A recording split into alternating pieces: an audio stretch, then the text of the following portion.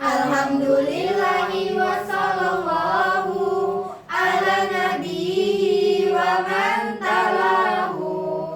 Wa hadhihi tarjamatun fi tajwidi ala fahabarka syuhada hanafi. Nazam ini nazam hidayatu sigan, menjelaskan tata cara baca Quran. Di dalamnya terdapat banyak kaidah baca Quran menjadi semakin mudah.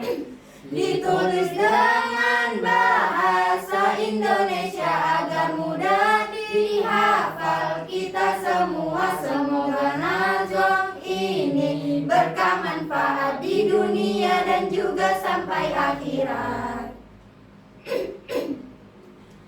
Hukum nun mati dan tanwin ada 5 jika bertemu huruf hijaiyahnya, yaitu izhar, iqlab dan juga ikhfa, idgham bi gunna dan juga bila gunnanya.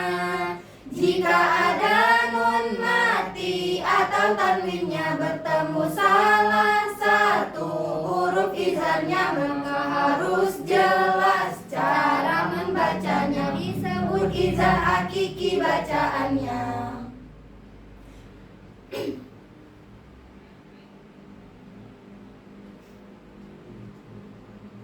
Huruf izhar ada 6 bilangannya, yaitu hamzah, ain, ghain, kha dan ha. Jika ada nun mati atau tanwinnya bertemu huruf idgham yang bihunnanya, maka harus dengung cara membacanya, disebut idgham bihunna bacaannya. Huruf idgham bihunna 4 jumlahnya, yaitu ya, nun, mim dan waw rupanya. Jika ada nun mati atau tanwinnya bertemu huruf idgham bila gunnanya, maka harus membaca huruf idghamnya, idgham bila gunna hukum bacaannya.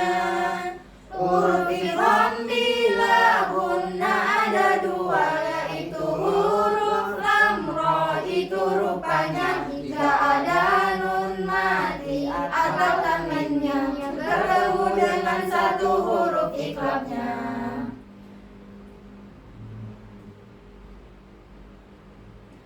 maka harus menggali cara bacanya, dinamakan iqlab hukum bacaannya. Huruf iqlab hanya 1 bilangannya, yaitu huruf ha. Jangan sampai lupa. Jika ada nun mati atau tanwinnya bertemu salah satu huruf ikhfanya, maka harus samar cara membacanya, disebut ikhfa hakiki bacaannya. Huruf ikhfa 15 bilangannya, selain yang dahulu penyebutannya. Sidasana kam jada sasun kot sama dum toiban jifi tuqada dolima. Jika huruf nun dan mim double hurufnya, maka pasti guna hukum bacaannya. Guna itu mendengung, cara bacanya menahan nafas pada huruf yang sama. Hukumnya mim sukun itu ada 3 jika bertemu huruf hijaiyahnya. Yang pertama ikhfa safawi namanya, yang kedua idhar safawi namanya, dan yang ketiga idgham mimi namanya. Marilah kita hafalkan semuanya. Ketika mim sukun bertemu dengan ba ikhfa safawilah hukum bacaannya. Ketika mim sukun bertemu mim juga, maka idgham mimi hukum bacaannya. Mim sukun bertemu selain mim dan ba, idgham syafawilah hukum bacaannya. jika bertemu wawu dan fa, maka lebih jelas cara membacanya. Tidak boleh berdengung sama sekali tanpa ragu mengucapkan dengan jeli. Idgham itu gabungan huruf yang sama antara huruf pertama dan kedua. Idgham itu ada 3 bilangannya. Yang pertama idgham mislain namanya. Yang kedua mutajanisain namanya. Yang ketiga mutaqaribain namanya. Yang kedua huruf yang sama makhrajnya juga sifatnya dalam pengucapannya. Maka idgham mislain bacaannya memasukkan pada huruf yang kedua. Jika kedua huruf yang sama makhrajnya tetapi berbeda di dalam sifatnya, maka idgham mutajanisain hukumnya membaca pada huruf yang keduanya jika dua huruf yang dekat makhrajnya juga dekat di dalam sifat-sifatnya.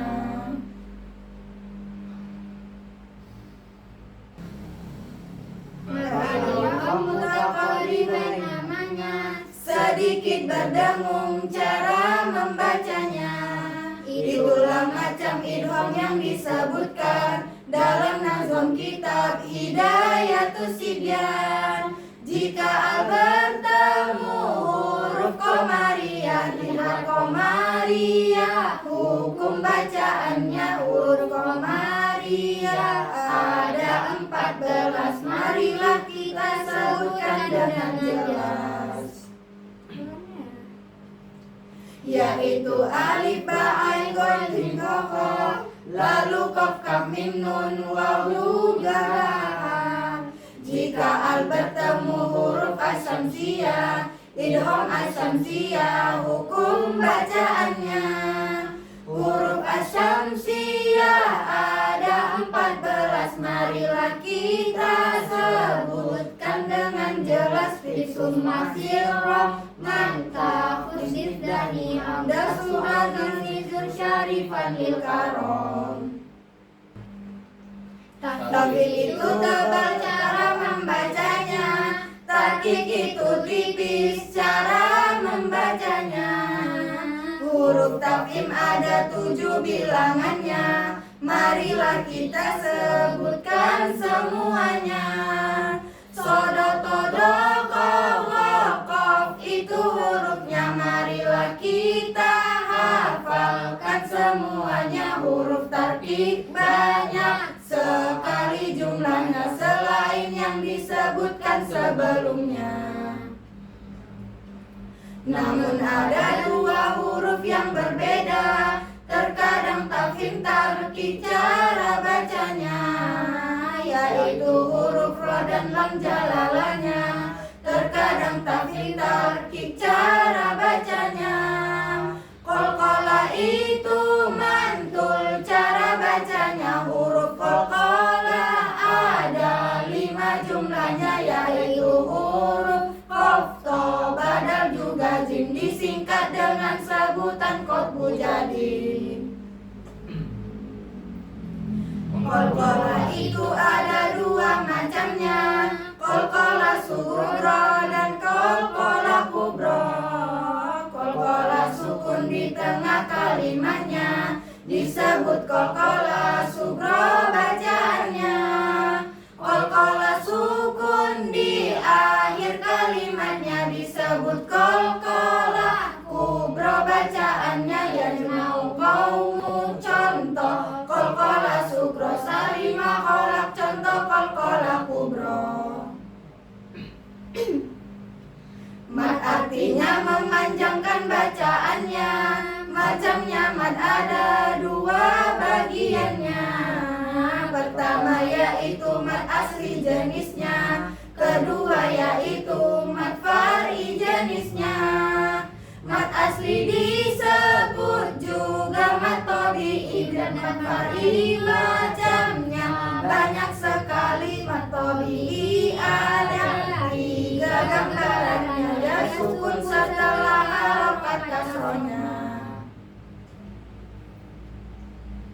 Huruf alif setelah harokat fathah, waw sukun setelah harokat domah. Jika waw dan ya sukun sebelumnya disebut mat lain, hukum bacaannya. Jika mat tabi'i waqaf bacaannya, mat alif sukun, hukum bacaannya boleh dibaca seperti mat tabi'i, juga boleh dibaca panjang sekali. Mat wajib jaiz ada 2 jenisnya, marilah kita sebutkan semuanya. Pertama mat wajib mutasil namanya, kedua mat jaiz munfasil namanya. Jika mat tabi'i bertemu hamzahnya masih tetap dalam satu kalimatnya, mat wajib mutasil hukum bacaannya, maka wajib panjang cara membacanya.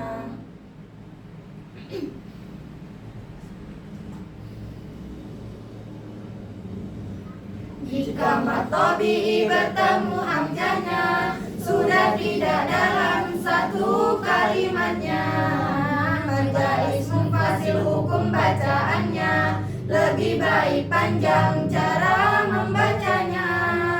Mat lazim kilmi ada 2 jenisnya, marilah kita sebutkan semuanya. Pertama mat lazim kilmi mustaqolna, kedua mat lazim kilmi mukhaffafnya. Jika mat tabi'i sukun setelahnya juga dihitung dengan huruf lainnya, mat kilmi mensyakol hukum bacaannya, maka wajib panjang cara membacanya. Jika mat tabi'i sukun setelahnya tapi tidak idgham dengan yang lainnya, mat kilmi mukhaffaf hukum bacaannya, maka wajib panjang cara membacanya.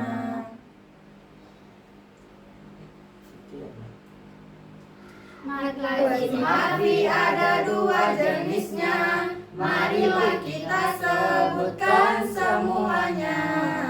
Pertama mat lazim harfi mustaqolnya, kedua mat lazim harfi mukhaffafnya. Mat lazim yang harfi bisa ditemukan hanya dalam pembuka surat Al-Quran.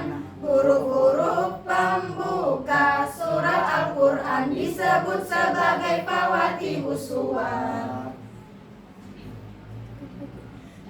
Jika huruf pembuka surat Al-Quran terdapat bacaan ikhfa atau idgham, mat harfi musyaqqal hukum bacaannya, maka wajib panjang cara membacanya. Jika huruf pembuka surat Al-Quran tak ada bacaan ikhfa atau idgham, mat harfi mukhaffaf hukum bacaannya dibaca sesuai uraian bacaannya. Ayo kawan kita belajar Al-Quran beserta tajwidnya sesuai aturan. Tajwid itu tata cara baca Quran, membaguskan dalam membaca Al-Quran, mengeluarkan huruf pada tempatnya, membaca sesuai hukum bacaannya. Belajar tajwid itu wajib hukumnya agar benar dalam bacaan Qurannya. Al-Quran syafaat bagi pembacanya jika dibaca sesuai aturannya. Tapi jika asal dalam membacanya bisa jadi laknat bagi pembacanya. Alhamdulillahi bihamdihi kamil musolliyan ala nabi dahil kota mahmud tajwid bil Indonesi fil hamdi wa tasilil Indonesi. Telah usai nazam Hidayatus Sibyan, semoga bisa membawa keberkahan, semoga mendapat kemanfaatan